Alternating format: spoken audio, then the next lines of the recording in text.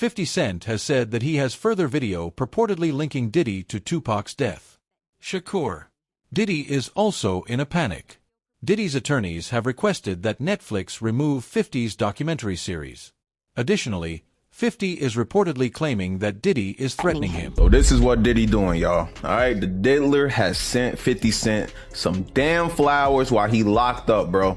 Alright, we all know Diddy is mad about this whole docu-series that 50 put out on Netflix and is #1 going crazy, so you know he mad. Now, according to 50, alright, these are some warning flowers. Y'all know how Diddy used to get down. You know, he used to send people shit in the mail. He'll send a nigga to blow up a car. Y'all know how he get down. So if he mad, clearly he's mad about this documentary. Bro sent 50 some flowers at his hotel while he was in Miami, bro. Now, I ain't gonna show the address on these flowers, but 50 posted the whole address. Now, in the caption, 50 said, "What kind of gay shit is this? Diddy send me flowers at Club 11, LOL. LOL, why all the foreplay? Get busy, you know I'm stupid." Then he commented again and said, "A warning, I'm 90s grimy. You don't warn me, LOL." So y'all know why Diddy sent this. He ain't, he ain't send it because he happy or proud of 50 for dropping this goddamn docuseries on his demon ass. Diddy is prepared to do whatever it takes to get rid of 50, since he is aware that he is the only person who can defeat him. After almost 2 years of research, Netflix aired the 50 Cent's documentary Sean Combs, The Reckoning, on December 9th. Additionally, 50 Cent revealed Diddy like never before in this 4-part documentary series. Eyewitness reports, former insiders, industry veterans, and unexpected video were used to put together every crime in which Diddy was implicated. The public only heard rumors for years. However, Diddy never anticipated how this documentary would make the connections. Overnight, lawyers for Sean Diddy Combs trying to stop the release of a Netflix docuseries due out today. The series contains never-before-seen footage of Combs debating strategy with his lawyers in the days leading up to his arrest in New York last year. It also includes video of Combs greeting fans in Harlem. I'll accept it. And then saying this about the interaction moments later. I need some hand sanitizer. Hold on. I got it. I've been out in the streets amongst the people. Yeah, I gotta take a bath. Like the amount of people that actually I'm coming in contact with, like that's what I have to do. You know what I'm saying? Oh. It's like 150 hugs.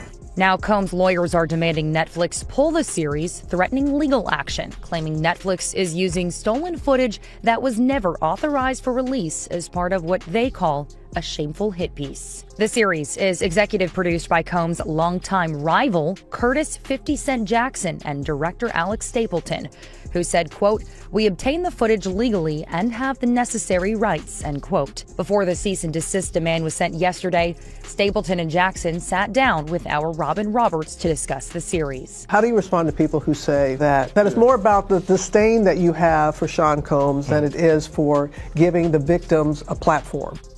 It's not personal. The show is not completely the perspectives of people that did not like Sean. Not everyone needed to have an allegation to be a part of this. Nobody is aware of how 50 obtained this video, and there's no doubt about that.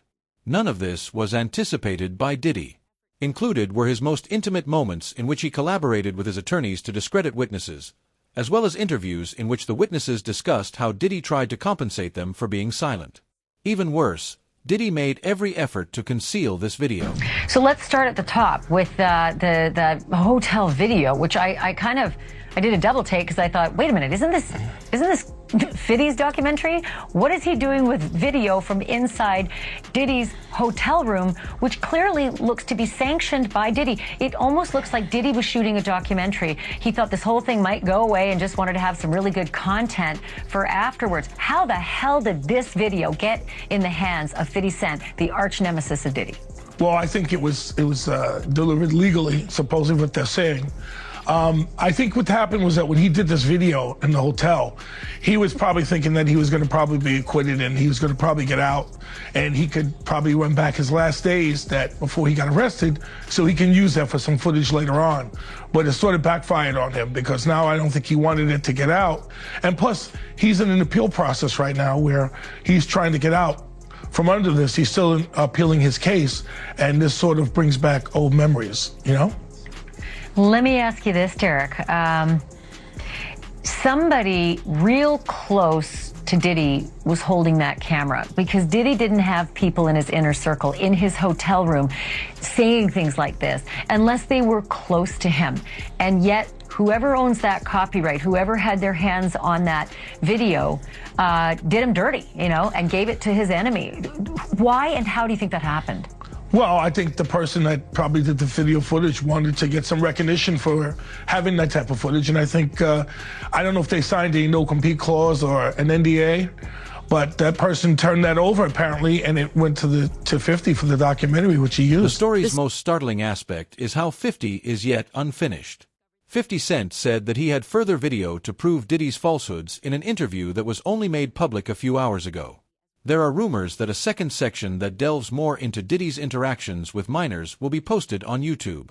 After it was discovered that Diddy was the one who orchestrated the attack on Tupac and truly plotted the killing of Biggie Smalls, who regarded Puffy as one of their closest friends, everyone in the music business distanced themselves from Diddy. Diddy was responsible for everything, including the 1994 Quad Studio shoot and the East Coast-West Coast conflict between Biggie and Tupac. Biggie and Tupac both had suspicions about it. I think Puffy was involved in the shooting. Only they can answer that question. I have my own opinion, but I wouldn't slander their name like they did mine. I wouldn't say things that I knew, you know what I mean? I believe so. I do believe so. I have proved things that I could say that will back up my claim, but this is not for the world to know about. You know what I mean? It's between me and him, and only he knows. So every time he say it didn't happen, or that's the only thing that makes this become an issue to everybody. Because you seen what I said in the Vibe article. I basically bowed out and was going to go ahead about my life. The next issue, that wasn't even the next issue, because them cowards waited about 4 issues before they got their story together. 4 issues later, half of New Yorkers commenting on me getting shot. And before, they was all like, we didn't see nothing. In the first issue, we did, Vibe viewers. Nobody seen shit. The 4th issue, when they came back with a reply, everybody knew what I did. They knew what I said. I was acting. Who gets shot 5 times in acts? Oh, I didn't get shot 5 times in their vision. I only got shot once because they found the bullet. The police found it, but now they the cops. Now they doing detective work. They found the bullet. Oh, you found the bullet, huh? So what is this other shit in me then? What was the doctors talking about? What? Can you explain these other holes in me? How'd I get gunpowder all over me? That insulted my intelligence. So yes, I did say Thug Life was there. Yes, I bowed out, all of that. But when they said that, they breathed new life in. Puffy was envious of Biggie and Tupac because he lacked their skills. Biggie was Bad Boy's biggest star at the moment. Diddy recognized he couldn't allow Biggie and Tupac to get buddies. According to the documentary, Puffy increased tensions after realizing he couldn't keep these two titans apart using conventional methods. This was the time of the 1994 shooting. When Tupac came for a late-night session on November 30th, 1994, he was repeatedly robbed in the foyer of Quad Recording Studios in Manhattan. Although none of P's valuables were taken, the official police report said that it was a robbery. I think my favorite thing about 50 Cent's Netflix Diddy documentary is how he built a timeline off of this information. And one of my favorite parts of this documentary is them really getting into the timeline of events when it comes to Tupac and Biggie. And it really gives us a lot of perspective from people that were close to the situation, and a lot of people allege in this documentary that they believe that Diddy was very jealous of Tupac. And they pretty much go through everything from the Quad incident and Tupac believing that Puffy was behind it, like he said in the Vibe interview. And they lay out this whole timeline of the downfall happening perfectly, in my opinion. We are even hearing from Greg Kading, the detective that worked on Tupac and Biggie's case in this documentary. He is the investigator that did that proper agreement with Keefe D way back in 2008, where Keefe D alleged that Diddy tried to offer him $1 million to take out Tupac and Suge Knight. And Tupac's trial with Keefe D is coming up very soon in early 2026. And we know that Diddy's name has been dropped at least 200 times during these proceedings already. So this is one case that I am definitely waiting for and I am going to cover. In Keefe D's 2008 proper agreement, he alleged that Diddy's friend Zip Martin is the one that gave him the weapon that was used to take out Tupac. Keefe KPD told the investigator Greg Kading that Zip Martin had a special compartment to keep this weapon in his car that he drove to Las Vegas. And in this documentary, we have Greg Kading confirming that Zip Martin did drive the same type of vehicle that KPD alleged to Las Vegas this night. And then during this documentary, we heard from the former president of Bad Boy, Kirk Burroughs, who alleged during this time, Diddy had him hiring a whole bunch of people and getting cars to drive to Las Vegas. And he is now very curious into why Diddy wanted to do this. And he said, in his opinion, he now believes that Diddy was behind taking out Tupac. Gene Deal observed all that was happening behind the scenes and was in charge of keeping Diddy safe throughout this period. He was the one pulling the strings that ultimately resulted in Biggie and Pac's murders, and he was aware that Puffy was envious. I think the hate stemmed from wanting to be him, idolize him off, he idolized Tupac because you got to realize when a woman looked at Tupac, they probably wanted him. Puff wasn't getting that type of fever from girls. You understand what I'm saying? Puff had to use his money. Puff had to use his position in order to get women. Now, I've seen him with some bad joints. And I used to look at them like this, like, not on no hating shit, but like, you wouldn't be here if he wasn't puffed. If this nigga had no money, you would not be coming out of his room like that. And that's for real, for real. You understand? I'll be like, yo, when I had to, because most of the time, I would walk some of them to the door, walk them to get their cabs or whatever like that. Or, take them down the street and get their cabs and everything like that. Now you be like, I'd be laughing. I just kept a smile on my face when it came to that shit. Because I know for a fact. Because he said it himself. He said, I don't know how to talk to women. I don't know how to talk to girls. You understand? I said, you don't have to know how to talk to nobody. You a millionaire. You got it. So he was jealous of Pac because Pac ain't have to do that. Pac had that aura, you know what I'm saying? And he probably knew how to communicate with women. And most women who he talked to that said stuff, said about it. Diddy's career took off after Pac's passing. The person who benefited the most by Pac's passing was him. Diddy eventually came to the conclusion that Biggie wasn't necessary and that Biggie may eventually turn into a rival. Numerous sources claimed that Diddy and Biggie's relationship had already begun to change. Biggie was becoming more independent, powerful, and influential. Diddy became anxious as a result. Been insinuations in the past. They played video clips of, Sean Combs being asked in prior interviews in the 90s and 2000s, do you know who these men? Did you have any involvement? He's always denied it. To be clear, these are just allegations. But yeah, that was really, really shocking. And one of the sort of a little bit more of the backstory behind his alleged involvement with Tupac was that a lot of the interviewees in the documentary were saying that Biggie, who was signed with Bad Boy and who was really close with Diddy at the time, was starting to form a friendship with Tupac, and they were getting really close. And a lot of the interviewees were saying, in their view, Diddy didn't really appreciate that. So I think that a lot of the themes that you see again is coming up as him sort of wanting and needing to be the number one person in people's lives, whether it was personal, business. And it's really interesting because you see a lot of the themes that, again, the prosecution was trying to push forward that we saw in his personal life with Cassandra Ventura, always needing to be number one, not necessarily regarding the damages he's doing to other people in the prosecution's eyes, right? Playing out in the business sense. So the backstory is that he didn't appreciate the friendship that was forming between Biggie and Tupac, and therefore, that's where his alleged involvement came in. And then when, in terms of the non-payment, I think that was also a really shocking moment as well, because that's something we saw happening over and over in the documentary. Multiple people who were saying, I was cheated out of my share in the company. I wasn't paid hundreds of thousands of dollars. And allegedly, that's sort of how he treated the artists that were on his label. So again, it's the theme of always wanting to be number one and, not necessarily giving people their due, business sense or personal sense. The East Coast versus West Coast rivalry peaked after Tupac's death.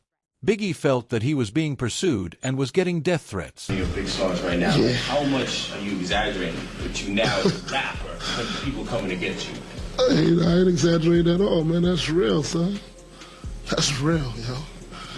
I ain't exaggerating at all, man. The more money you make, the more problems you get. And jealousy and envy is just something that comes with the territory, man. A lot of people, it's just negative energy, like my man Puff say.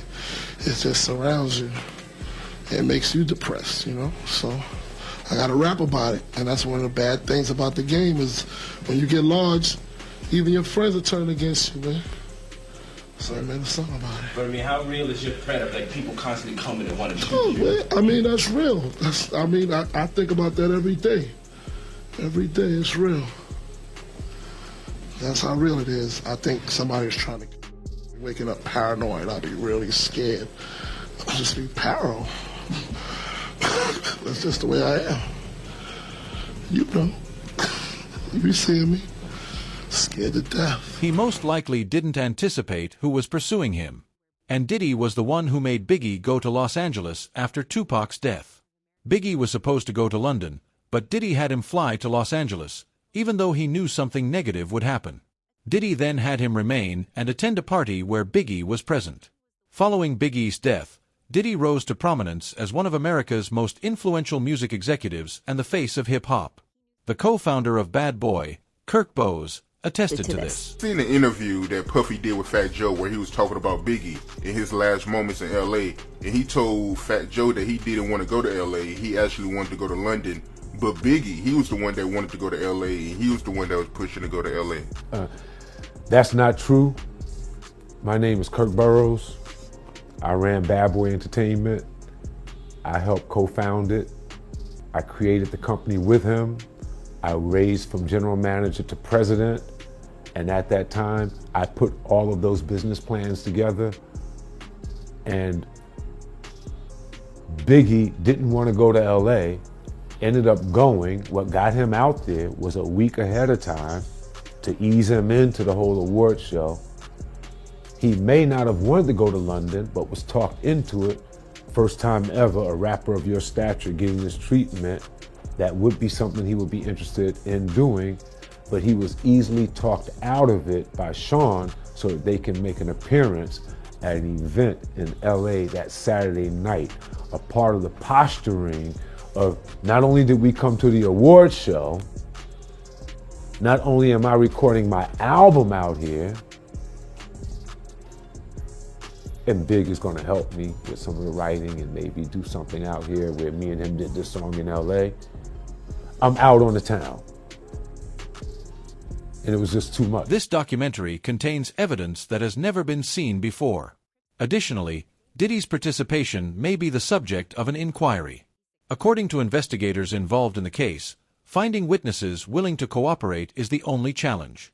Diddy could only be implicated by Keith D. Key, also known as Dwayne Keith, former Southside Compton Crips gang member Keith Davis, who was accused in relation to Tupac Shakir's 1996 murder. Did he reportedly recruit Kuo for the hit?